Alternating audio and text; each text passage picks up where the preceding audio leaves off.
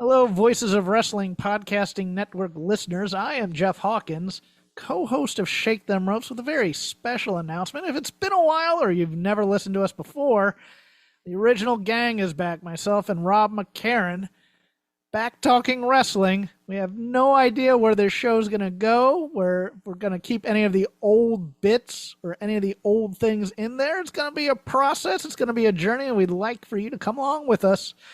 Only on Shake Them Ropes on the Voices of Wrestling Podcasting Network. It has been 18 million years. But finally, the good, the bad, and the Hungee has returned to your ears. It's Fred. We're here with Tyler. Welcome back. We're doing a show. Nearly canceled because my wife decided to go on strike 10 minutes before record time. That was fun. Tremendous. What are they trying to fight for? I have already forgotten what I said. Tyler, how are you doing? Okay, that was just a bit. I'm like, wait, your wife's going on strike? Oh, Wi-Fi. Oh, Wi-Fi. I heard wife. So I'm like, intertubes. I was thinking to myself, I'm like, what are the medical workers of Kentucky trying to fight for right now? I'm interested. Let's have some labor conversations, baby. But no, I'm good. Busy as always. NFL draft is coming up. It's 4 weeks from today. Getting everything planned out and trying to figure out what I'm going to do with these damn dogs while I'm sitting in my office for 5 hours a night. But pretty good otherwise. How are you, Fred? I'm doing great. The sun is out. It is. We're currently in probably our second fall spring here in Kentucky. So I'm looking forward to pulling out the heavy coat again in 3 days when there's like 4 inches of snow on the ground or something stupid like that. Well, you know what is doing pretty well in general is a professional wrestling company we like to talk about called All Elite Wrestling, AEW. So let's get to it. Pretty big week. We definitely are the most timely reporters when it comes to the Revolution show. So let's hit some news first. I think the biggest story of the past week or so is that Toni Storm is apparently going to be gone for the rest of the year for a non-injury issue. It has not been clarified exactly what that is. I think there are guesses that are pretty easy to make, but I don't know if those are right. It is unusual, I think, in a sense, in that even during her Revolution match with Marina Shafir, they were hyping a match she was going to have on Dynamite as a street fight, which I think they just slid Yuna Shirakawa into in her place. They did. But yeah, they were hyping that during the match. There was no sign that even that the post-match Ronda Rousey run-in, a surprise, and subsequent Marina Shafir laying out Toni Storm, it did not come off as like an injury angle or anything. I got no vibes off of that. It felt more like they were setting up a program with Ronda Rousey and Toni Storm rather than any kind of injury angle. And so it just feels very unusual. I assume something was learned or figured out or whatever decided between Sunday and Wednesday. Just a little bit off kilter, Tyler. Yeah. A lot of people speculating about why Toni Storm is all of a sudden out, because it did feel very, very abrupt. And one of the reasons people are kind of talking about the abruptness is maybe that Toni Storm is pregnant with Juice Jr. Obviously, that's not necessarily something that we want to contribute to the discussion. Obviously, being that Toni Storm is of the female persuasion, that it's always a possibility, but it was a little ominous how it was just like Toni Storm will not be wrestling the rest of the year. No real context as to that. And I read that as it's a personal thing, whether that being she's pregnant or whatnot. The only thing I'll say is, one, it kind of stinks that she's gone because she is incredibly engaging and entertaining to watch. Two, I think it'll actually be good for her to be off TV for a little while because she's been such a featured part of AEW television for the better part of the last 2-3 years. And it'll open up more opportunities for other women in this company to rise up to the occasion and get a Will bigger Nightingale, push. Will Nightingale, Will Nightingale, Will Nightingale, Will Nightingale. We've been beating that. Maybe drum we can for a finally while. pull the trigger on that. Anyways, I think we're actually going to see a Mercedes Moné world title win by the end of the year because she's dropping all the belts everywhere else. I would maybe save it for like Double or Nothing 27 because, hey, she's on this downward spiral right now. She's already had 2 failed attempts to win the belt, one against Toni Storm, obviously. The other, I believe, was Statlander. It's smart to keep her on that downward spiral and make that come up that much stronger. mm-hmm. And I mean, you could do that in 3 or 6 months instead. But yeah, I agree with you in general. But she does seem to have limited television dates. I think it was reported her contract expires like at the end of the year in like September or something, which would complicate things a little bit as far as overall push. Because if you want to make this because I think you could do like a Tetsuya Naito Tokyo Dome win kind of thing where she had the 2 losses and then it takes her like a year and a half, 2 years to really build her back up. Because not only is she on this kind of downward spiral, she's losing all these titles. Now she has to regroup and figure out life. What is she going to do? How is she going to build herself back up? And I think what you could do is elevate other women. I think the fact that you have the tag titles now on Megan Bayne and Lena Cross, that look of the tag team is one of my favorite tag team looks of all time. They look menacing. They look cool physically imposing. I'm not going to say it's like Legion of Doom, Road Warriors kind of stuff, but it's that on a lesser scale. They look like they're going to kill you. And I think that's a phenomenal look for a tag team. And it's great to see like more women featured in bigger spots. I'm very high on Megan Bayne. I don't know crap about Lena Cross, but I've been very impressed so far. I don't know what her ceiling is. And I think pushing her with Bayne and making these tag titles feel pretty important because of now who has them and how they're being presented is awesome. It opens up other opportunities not having Toni Storm in the picture. And then when she comes back, guess who's going to get one of the biggest pops in company history? Toni Storm. Yeah, definitely. So this could end up being a happy accident where maybe you didn't expect Storm to be out for a long time and now she is. And then you can pivot some of your booking. I think Tekla's doing a phenomenal job as world champion right now. And I would keep the belt on her for a while because she's everything that's right about pro wrestling. She didn't grow up watching WWE and all these canned ass promos. Everything's just authentic. It's natural. It's, for lack of a better term, grimy and like rough around the edges. It just feels like a real person, even though she's in character, talking and getting passionate about it. Like, these promos are great. And it's so different from anything else we have on AEW. And the in-ring work is pretty good.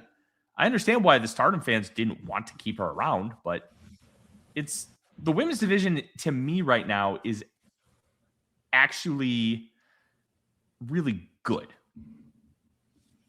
Yeah, I think it's in a good place right now. I am concerned about Toni's absence just because she is, I think, the biggest star. Even though I think she's cooled a little bit from her peak about 9 months ago. But I think she's still definitely one of the biggest stars on the roster, period, and the biggest star on the women's side. You could argue Mercedes, I reckon, but Toni's around more often, so I'll give her the edge, in my mind. So I think that's always a problem. And it's great to talk about, like, oh, well, you can build someone else up, which is true, but Tony Khan, to be clear, doesn't always do that. Sometimes it's just like, I could, but why? Which is kind of frustrating. And I'm concerned. There's always a concern that that's going to be the case. But I'm excited to see what they do in the absence of her.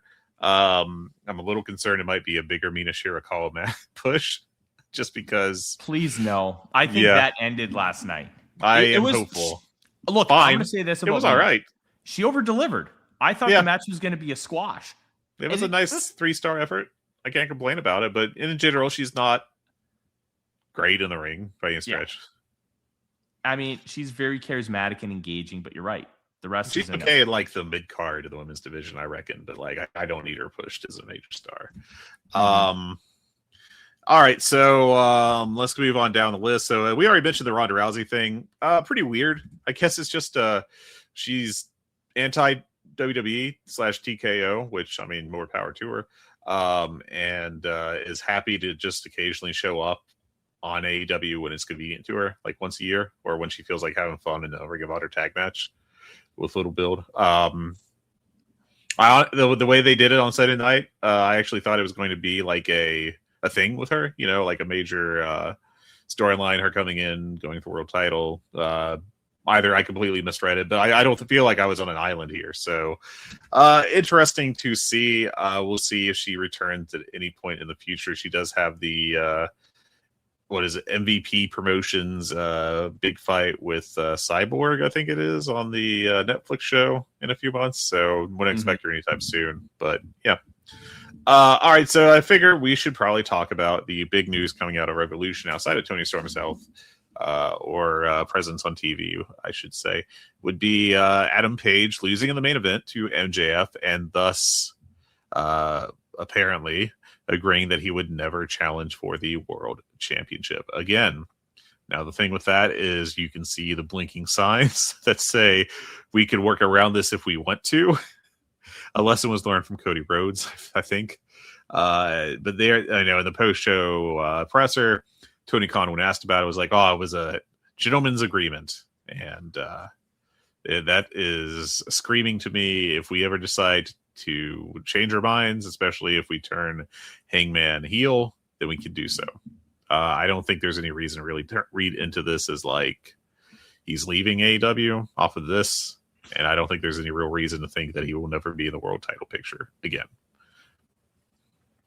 I've already figured out how they get out of it, Fred. How's that? So one of the things that AEW does not want to do is completely ignore stipulations. One of the easiest things you can do when it comes to, oh, he's never going to challenge for the title again, is make the decision not his and make the decision not on the company. So the one person, when he finally ends up getting the world title, that Will Ospreay has not beaten is Hangman Page.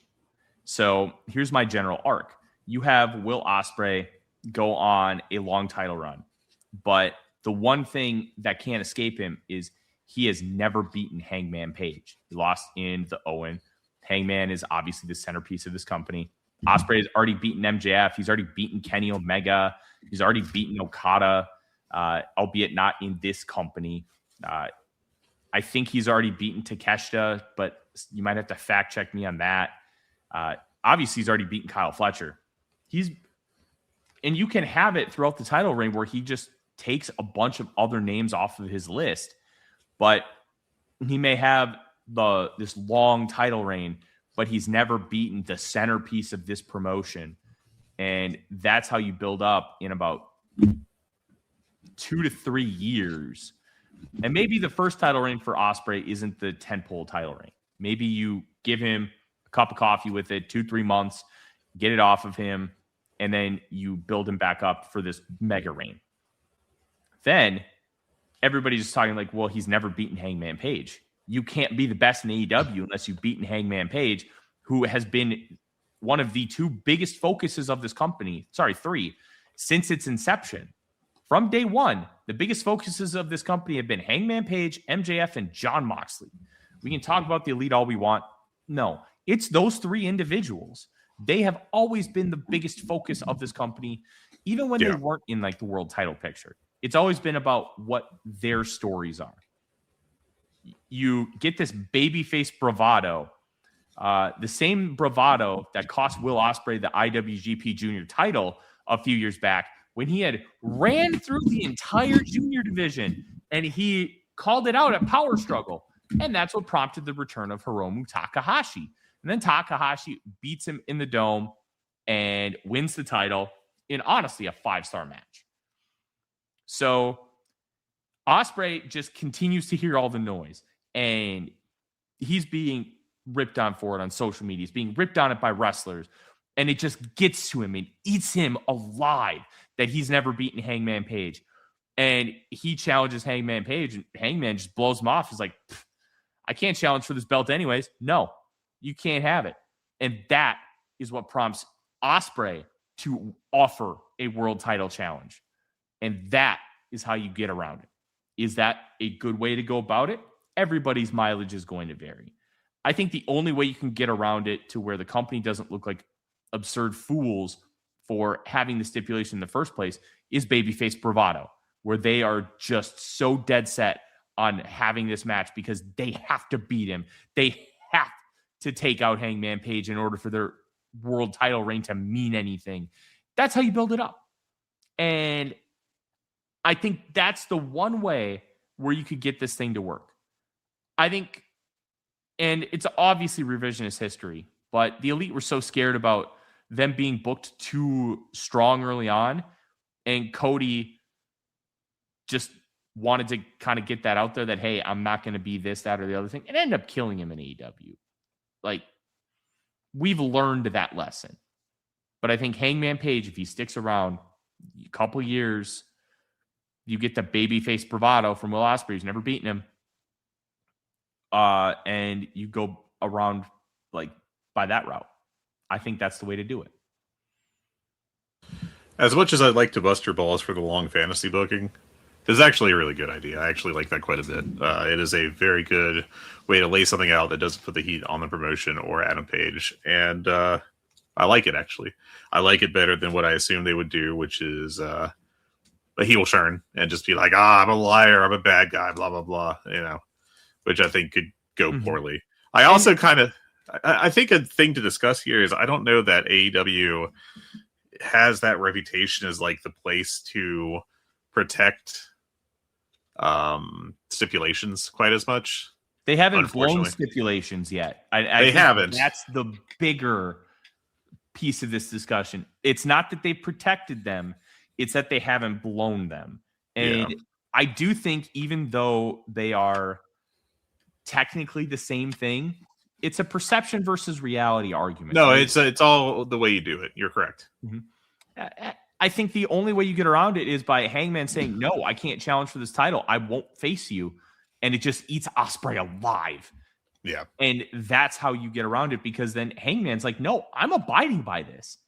And then eventually Hangman does something like burning down Hangman's house or some shit, like just goes maybe not. I'm talking on an extreme level. Yeah, I understand.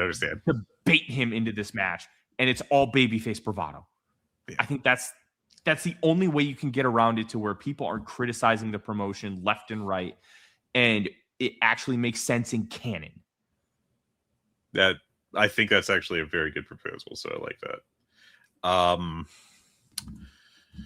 But I thought it was interesting. I didn't get to watch this show for several days after it happened because of work, but I thought it was very interesting that the people who don't like MJF, and like, I'm not going to blast them because MJF can have odd ideas of how to go about things sometimes. We'll put it like that.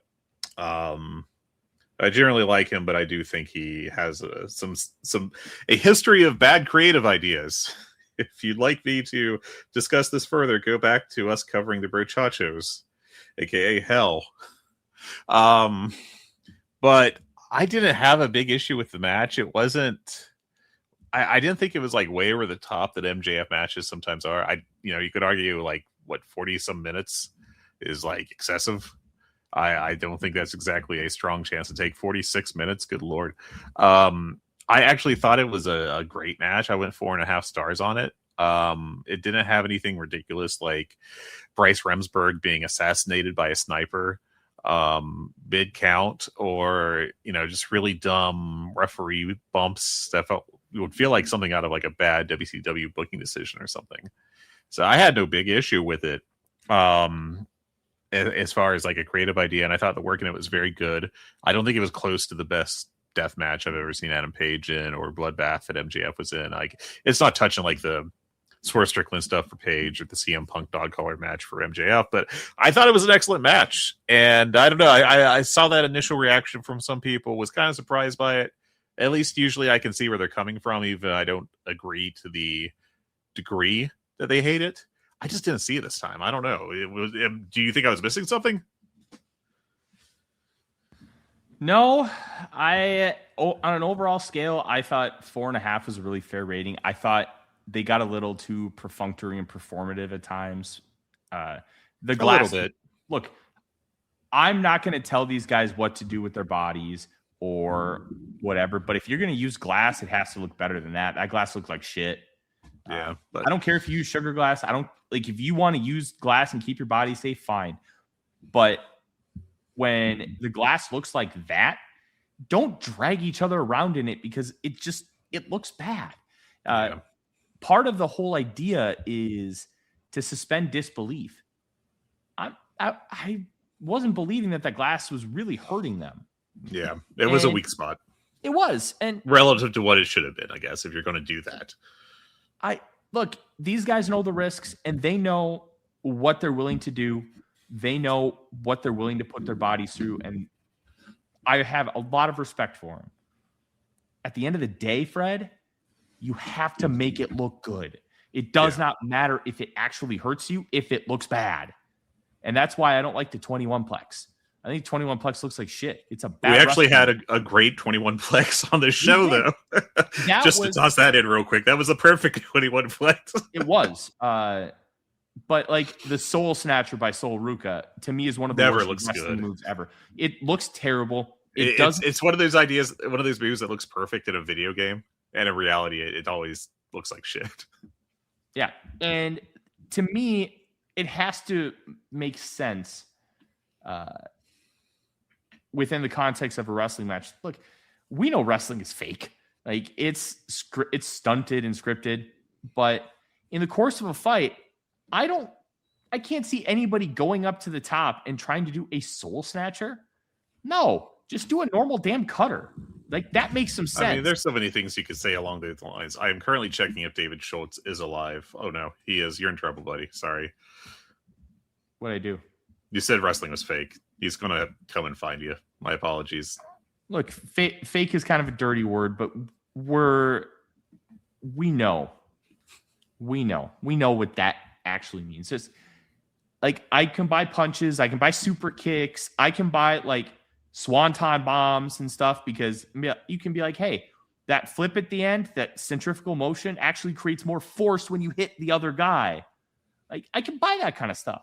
Yeah. I can't buy the Soul Snatcher. That glass I just didn't buy. Like we can just be better. Yeah. It's always interesting to talk about what does and doesn't work in pro wrestling because it is just so like the whole it has to look real thing is really it's interesting to think about it on an abstract level. And I'm trying not to steer completely into this ditch. So I'm just going to touch on it briefly, but just the idea that like, some things in this thing that everyone who watches it basically knows that it's all work. And has for decades and decades. What does and doesn't hit, and like how we kind of have that envelope of stuff that feasible things fit inside, and then you get outside of it. Like most of Bandito's stuff looks very good. I think he's an excellent in-ring performer. The 21 flex on average looks like complete ass because it's just the physics don't physic, And I don't know. It's just kind of interesting to consider those things. Beside the point. But I think in general, outside of the glass stuff, I thought this match was really what it should have been tone-wise. The work was very, very good. No surprise that MJF is, when not doing, silly things, having a great match. Of course, Adam Page also the same. So... yeah, I just thought it was a very strong main event for a show with a great show, an all-timer of a pay-per-view, I thought, with a bunch of great matches on it. I think I went 5 stars on 2 separate matches. I think the Andrade Bandito and the Moxley Takeshita. I dropped 5 stars on both of those.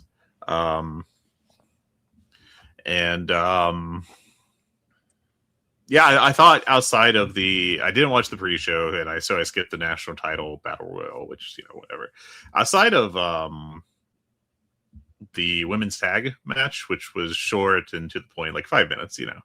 I thought everything on this show was. I think I went notebook on everything. Okay, I only went 3 3/4 on Tekla and Statlander, but other than that, like everything was notebook. I just thought this was a fantastic show up top to bottom. It might have been the deepest show in AEW company history, which is saying something because they've had some really deep shows before. If the main event would have hit better, if that would have been closer to the 5-star match that we thought that they had in them, we're talking this is the best show in company history. But I think that brought it down just a little bit, which really sucks because I thought they had a lot of really good ideas throughout the match. I thought Paige bringing out the dog collar was brilliant from a psychology standpoint because it's reminding MJF of one of his biggest failures, which was losing to Punk in that dog collar match at Revolution 2022. But there's just they tried to make it too much of an epic. And I think that really hurt. I think it would have been better off just going 35 minutes and just being kind of violent, and less. I mean, I don't feel like it's fair to call it like a community theater match by any stretch or anything, but a little less of the like we're telling a story kind of stuff, in my opinion. I don't want to linger too long on the pay-per-view because, like, it's obviously been 11 days now, and we're on top of it. Anything you want to add on it though? Not really. I think we've fantasy booked our way out of the stipulation. I thought it was the wrong time to take the belt off MJF, but that stipulation, look, everybody was into that match. They really wanted to see that match because they wanted to know, well, it doesn't feel like the right time to take it off MJF, but Hangman's putting his basically career with the world title on the line. So what's going to happen? And now it'll be interesting to see what they do moving forward. Yeah. Well, going back to the news real quick before we get to the last 2 Dynamites to touch on those. Did you hear Tony Khan try to buy WWE? Did you? I wonder how serious of an offer it actually was. Like, look, $6.9 billion is very serious money. But they were $1.2 billion behind the third place bid of 8.1. Yeah. They were significantly behind everyone else. So I'm not saying that they weren't seriously trying, but it didn't feel like a serious offer. Plus, there's the whole 69. Nice. Like it. I think you could argue it was more of a meme offer, but I haven't never had a discussion with Tony Khan. So I genuinely don't know how serious of an offer this was.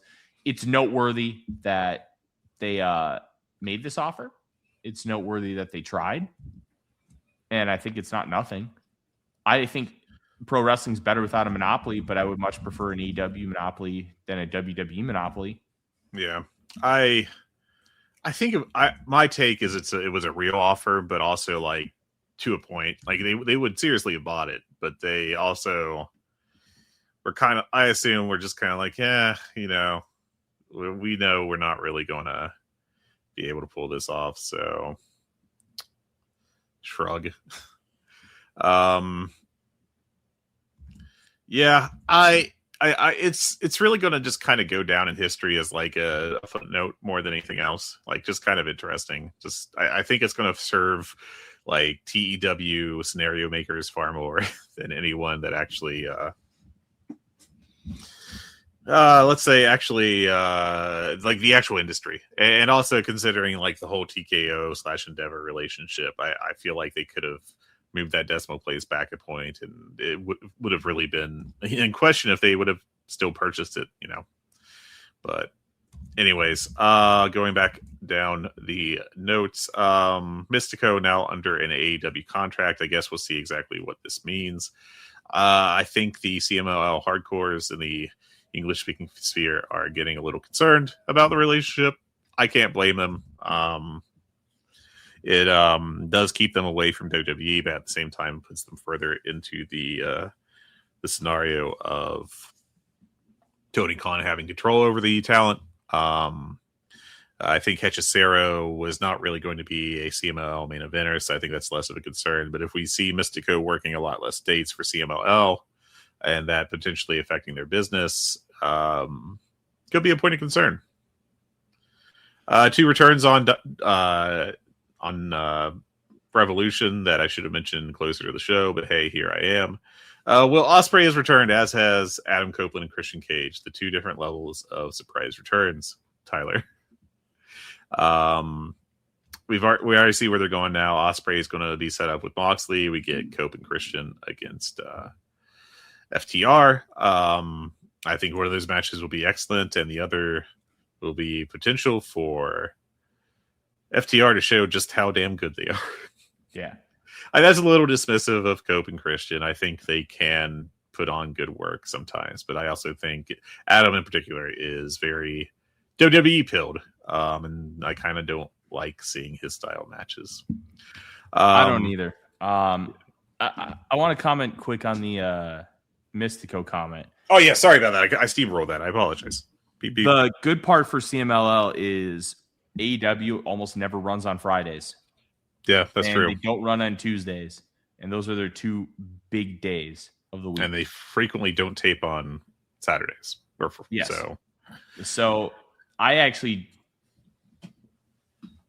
don't know if we should hate it for CMLL because, like, look, it's a wait and see for me. Yeah, it's definitely a wait and see because at the end of the day, Mystico's not going anywhere for CML. He may have a few less dates here and there, but he's still Mystico. I did see a note that he was only working like twice in March or April for CMLL, which was unusual given like his Iron Man streaks the past few years. Maybe that's intentional. He needs some rest. Yeah, maybe he just wants some time off, which, hey, you can blame him. Yeah. I'm glad Christian Cage is back. I don't really care about Cope. Christian Cage has become one of my favorite wrestlers. He's great. Ospreay being back rocks. The fact that he had a double fusion surgery and he came back in like what, 6 months? Yeah, is crazy. I'm concerned about that. Because of Kurt Angle. I know it's not like an experimental surgery, but still, it is a fast timeline. They showed the X-rays. They showed that. But on the return video, like that's a legit double fusion. It depends on how serious of an injury it initially was versus like, because hell, maybe he could just return in 6 months. And technology has improved significantly since we saw guys like Edge miss like a calendar year with neck fusion surgery, So I'm not super worried about the timeline. It's different now than it used to be. These contracts are guaranteed. It's not like we're not working with WWE downsides where you got to sell a ton of merch and make every town. Like, yeah, well, the thing with Will is he is a workaholic, so I don't think it's so much a contractual concern as it is a like just him wanting to be the best wrestler in the world. And that's kind of he's also done with the Will Ospreay indie tour, Yeah. Last big news note, I think, and this is regarding last night's Dynamite, which you attended in person. Mm-hmm. Brody King did not appear on camera for that Dynamite, and I assume for the Collision as well. It's not exactly hard to speculate that they were doing it to try to prevent the Minneapolis crowd. Was it Minneapolis or St. Paul? St. Paul. It's St. Paul. The building, Roy Wilkins Auditorium, is literally right behind Grand Casino Arena, which is where the Minnesota Wild play. And the women's hockey team, the Frost, actually had a game last night. Nice. So I assume it was to not have the crowd chant "fuck ice." It didn't stop us, baby. It did not stop you at all. It still got on camera. I heard it during the main event. I'm not sure if there were other ones, but it was definitely audible during on TV during the Darby Roosh main event. So some context here. One, obviously everybody knows about all the ice stuff that happened in Minneapolis, and I actually think the protesters, did they get nominated for like a Nobel Peace Prize or something? They got nominated for some like big time award. Wouldn't surprise me. And on my way down, there are like overpasses that are just like for bikes. Mm. and like walking paths and stuff. So there were a ton of protesters with like No Kings protesters and stuff. But it's different here than it is in other places. I think it was before the main event. I don't think it got heard on camera, but there were chants during I think it was the Tekla Mina Shirakawa match of "We Want Brody." Yeah. And after the camera went off, the Don Callis family came in and started beating up Darby Allin, which I don't think that got on camera. No, was no. Actually, Don Callis family, like when you definitely got to see Mark Davis deliver a beautiful sit out pile driver. That was on TV. Okay. And also that spot ruled. Just pulling a sitting Darby up straight up in the air, then dropping him on his skull. Fantastic, beautiful pro wrestling. Mm-hmm. Anyways, continue. So once the cameras went off, you got Brody King comes out. The chants get louder. He runs everybody off, saves Darby. It worked really well. But yeah, it's Minneapolis. Holding him off of this Dynamite, I understand. Like from a corporate perspective, because hey, you don't want to make something like that much louder. Okay, I get it. And if it was the inverse, if it was something that was anti-Democrat and pro-Republican in the same realm, I would understand that too. Like, this isn't caping for one side of the political aisle or whatnot. This is just understanding that, hey, you bring this guy out in this town and you're going to have this amplified to the nth degree. I get why they held him off. Do I agree with it? That's a different conversation entirely. But yeah, you weren't going to stop Minneapolis and St. Paul from chanting "fuck guys." You weren't going to do it. And they were loud. And yeah, you don't mess with Minnesota. We're very nice people, but you don't mess with Minnesota. Let's do the news quick hitters. We got ourselves Josh Alexander may have suffered a knee injury. Good Lord. On the collision taping that was held last week, that got turned into the post March Madness collisions. No word on the severity of that injury. Hook was supposed to return on Dynasty. I keep saying Dynasty. I'm sorry. Revolution in that Blackjack Battle Royale, but was not cleared and then pulled. Layla Gray had surgery for an ACL injury. Honestly, that happened back in December. I had forgotten about it, but apparently they wanted to rest it some first. So, that honestly probably happened because I'm guessing she might have had MCL damage, and when there's excess swelling in the knee, they don't want to perform surgery. Yeah. Ricochet was a real dipshit and told a fan on Twitter that he was glad she had multiple sclerosis. That became a mild social media. I mean, I don't want to say major, but let's say moderate social media scandal for a few days there. The solution, as always, is to throw your phone into the ocean. Everyone's phone should go right into the ocean. I'm fine dunking on people, but there are levels to it, man. You should have got fined and maybe a little suspension. That would have been fine, Oh, you know what? That could have been handled privately, a fine or whatever. Look, dunk on people who are idiots. I'm all for that, but you have to understand the levels. And he apparently apologized, which is better than nothing, but real fucking dumb. Yeah. Tekla got a new contract. We already talked about how she rules. She was already on her initial 2-year deal, and apparently they tore that up and said, hey, please stick around longer. We already mentioned this a little bit, but Mercedes Moné is dropping her Ultimo Moné titles all over the indies. Very professional of her to make the trips back and do that. I think that should be applauded. And a direct refutation of people when she was in the midst of picking up those belts who are like, she's never going to go back and drop these. Guess you were wrong. Brian Cage, his return is imminent on the indies. Maybe we'll see the Don Callis family go back to having the Giant Guys tag team with Mark Davis that they are setting up with the former Jake something, whose name I keep forgetting. Jake Doyle. Jake Doyle, because I keep, my first instinct is to say Jake Hager, and I'm like, no, he's good. And the AEW Unrestricted podcast has finished up after 300 and I believe it was 16 episodes. Hell yeah. They are going to launch some new kind of podcast. I think I listened to maybe 10 episodes early on in this run. It's been years since I've listened to it. I think the interview everyone associated with AEW thing is kind of hit its limit. You can look at the Hey EW with RJ City also ending. So I guess maybe they're just doing a social media rebrand of some sort, coming up with new ideas, which, it's good to have fresh ideas. And finally, we have 3 matches announced for Dynasty. We've got John Moxley versus Will Ospreay, Cage and Cope against FTR. I already mentioned those two. And of course, Kenny Omega challenging MJF for the World Championship. I just did my best, not quite Excalibur impersonation, but, like 3/4 speed Excalibur. You're taking your time on the audiobook. Any thoughts on any of those stories, Tyler? Good on Tekla. I think Tekla has been arguably the best signing they've made in the last calendar year. She's been phenomenal. Very possible. I understand why Stardom fans wanted her gone.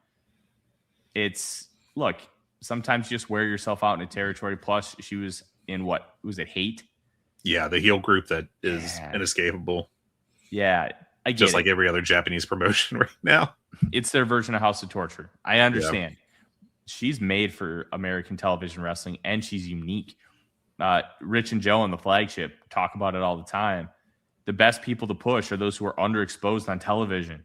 Yeah, you got to get fresh blood in somehow, and I'm glad that they did with her because she. I think she probably wasn't the best fit for Stardom because, I think she's a good worker. She's not a great worker. And so you can't really push her in a company that's built around like Saya Kamitani and Starlight Kid and so on and so forth. I think she's limited stylistically and not efforts, not technical ability, but she's kind of got a little bit of that David Finlay in her where I don't think you're going to see 4 3/4 5-star matches, but she's always going to give you at least solid.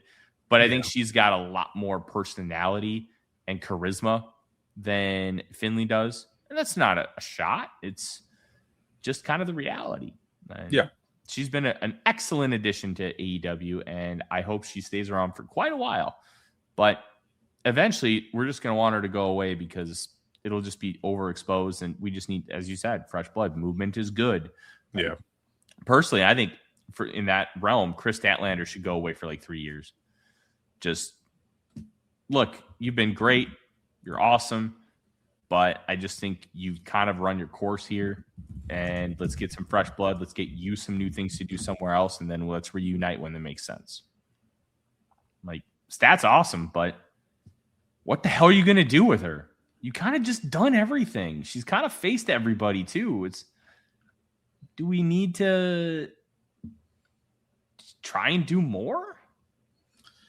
I don't think there's a problem with keeping some people around. I wouldn't argue for everyone to stick around, but I think it's fine to keep some people around all the time. And I think Statlander is good enough that I'd be okay with her being a persistent presence in the roster. But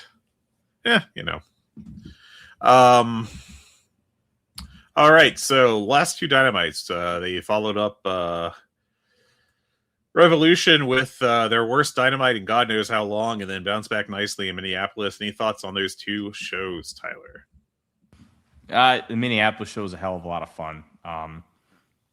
I think the Dynamite last week coming off of Revolution, it's just another example of AEW just not always coming out strong right after a pay-per-view. Mm-hmm. It's a booking weakness of Tony Khan. He understands how to hit the high peak. He's gotten a lot better at that because he would hit the high peak like a week too soon a lot in the earlier days of the company. He's done a really good job of fixing that. Now it's about nailing the first step down off of that peak and making sure that you're not going too far down. Yeah. And I think he needs to work on that a little bit. That's a booking weakness of his. Look, no booker's perfect. Everybody has crutches. Everybody has weaknesses or blind spots. I think one of the biggest ones for Tony Khan is coming out of a pay-per-view because all of his stories are told or they just took this huge step in advancement. So now you have to restart some stuff and continue on. And sometimes that's just not his spot. I think last night's show in St. Paul was not the best Dynamite in the world. but it was a very cohesive, well-structured show that advanced a lot of storylines, got some matches made for Dynasty, the pay-per-view, which is in 2.5 weeks, and overall had some good wrestling. That should have been last week's show. And I think he needs to just kind of balance that out just a little bit more. And I think once he does, you're going to see an even better television product. I thought last night's show was like a 9 out of 10 level Dynamite. Like, I thought it was, not one of the all-times, but it was tremendous in my opinion. And I was just, really good matches. I thought both Omega Swerve and Darby Roosh were like high level notebook matches, like 4.5 stars. I think on both is what I decided on. And you had a nice conglomeration versus the Legally Distinct for the War Dogs tag, and I actually liked the mixed 6-man as well, even with the auspicious return of Skyflight. I liked that show a lot. The previous week was not great. Honestly, here's the thing that was weird to me about that show is they had a coffin match between Darby Allin and Gabe Kidd, and it wasn't great, which is kind of astonishing.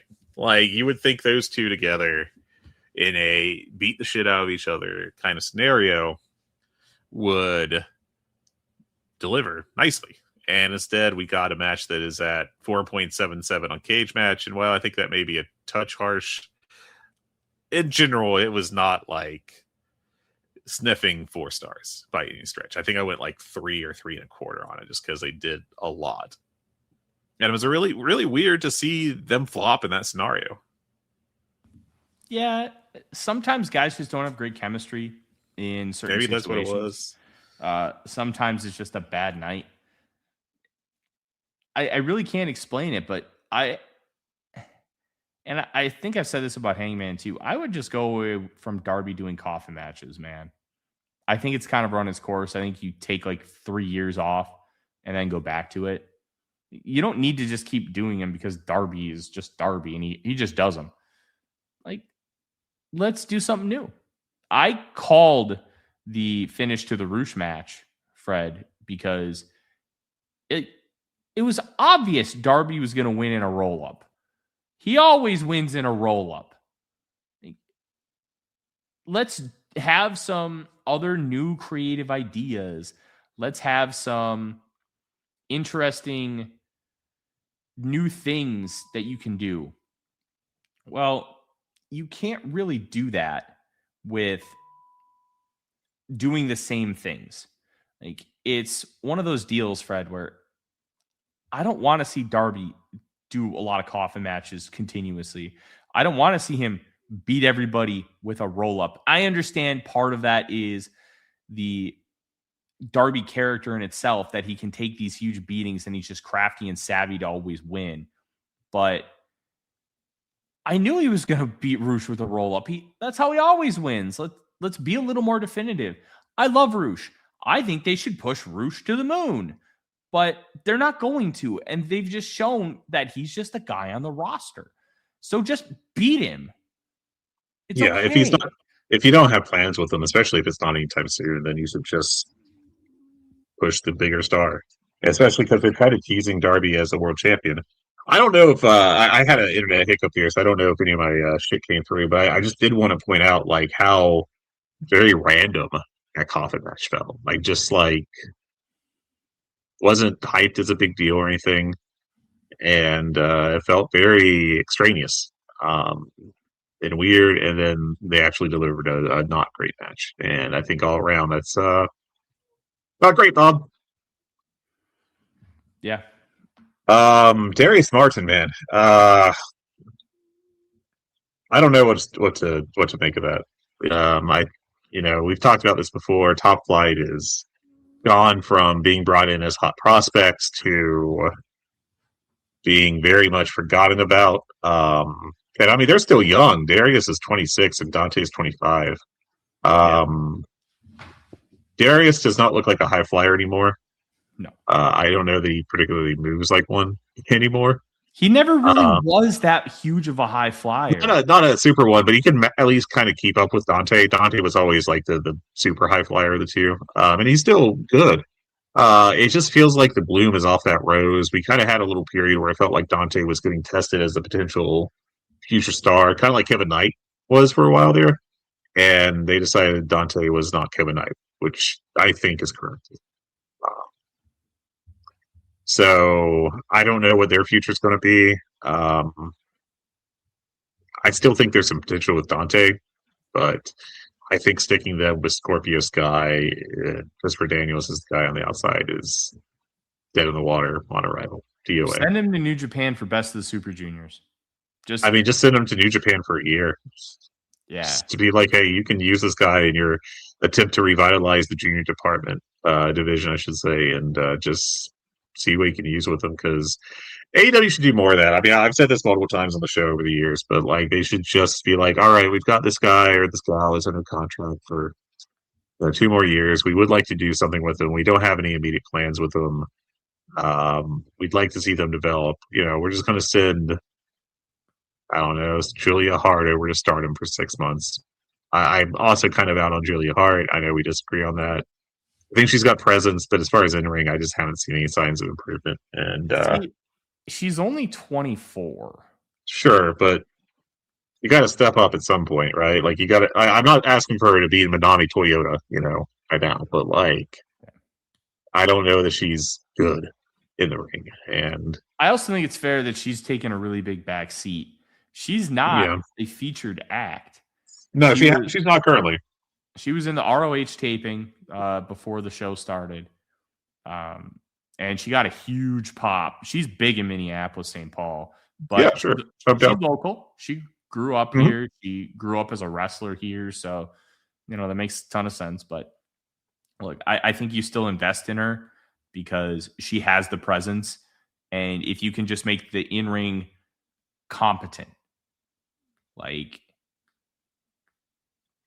you can have a star because she's got the makings of one. She got organically over being the manager for the House of Black. Yeah. She was big over. So that was a success for sure. Yeah, I don't know. There's a lot of variables, but she's only 24. Keep developing her and see what happens. I'm not saying bait on her or anything. Like, I don't think you should dump her by any stretch, but like, I just, if she wants to hop to NXT and they're offering more money, I don't know that I'd fight it too much. That's just where I am with her.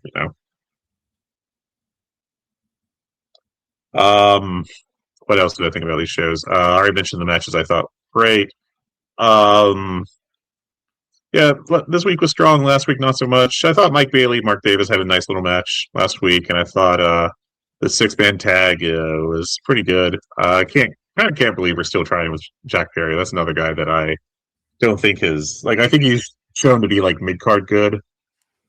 Oh, the pre-tape with him and Luchasaurus, I thought was pretty cringe. That should be specifically buried off of the previous week's show. I think that's all I got really in general.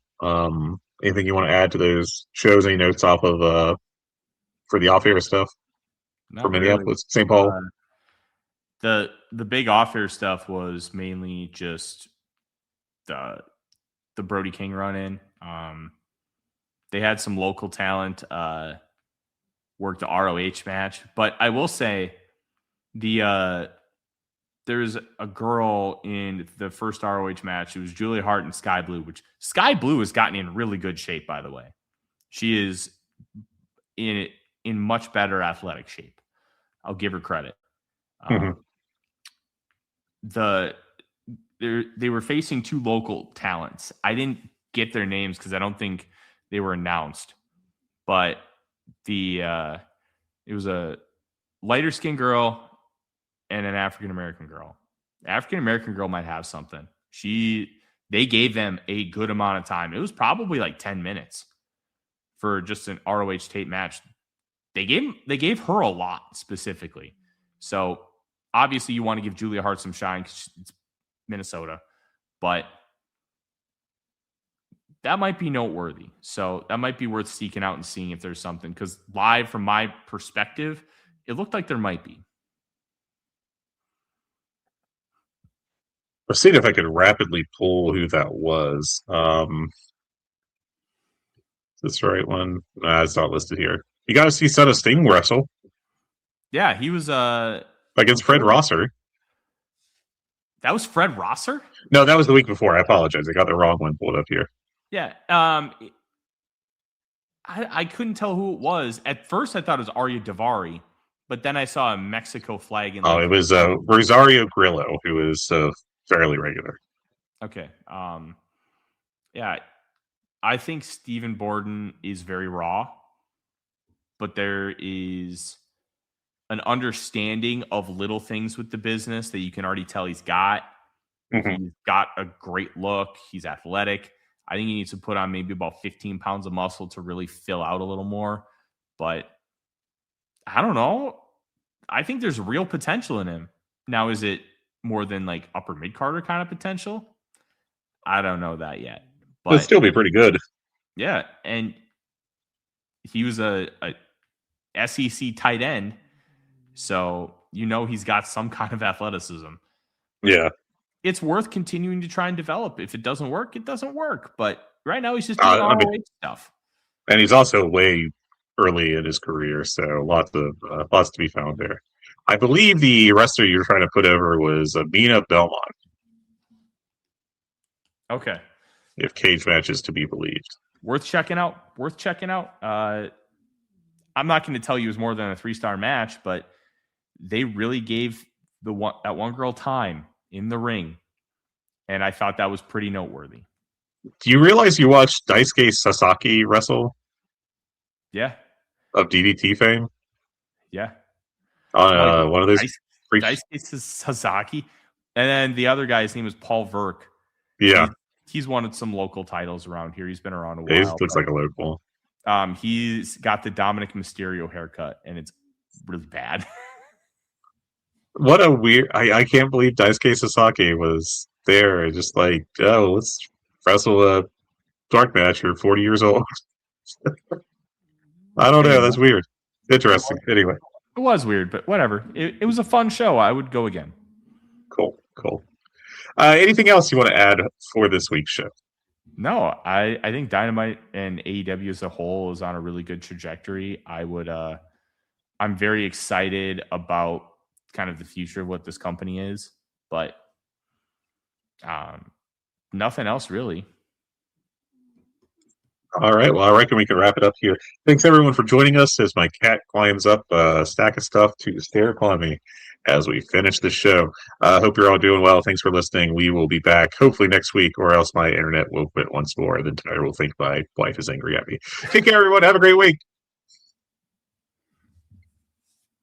Hello, do you like New Japan Pro Wrestling? Are you a Shin Nihon freak? If so, check out the Super J-Cast with Joel and Damon on the Voices of Wrestling Podcast Network. And even if you fucking hate New Japan Pro Wrestling, listen to the Super J-Cast anyway. Not just for our great show reviews, analysis, and pastrami sandwiches, but there's also usually some dick jokes somewhere in the obligatory opening 30 minutes of absolute nonsense we chat about every single week. That's the Super J-Cast for all the best talk about New Japan Pro Wrestling, crisps, and pornography.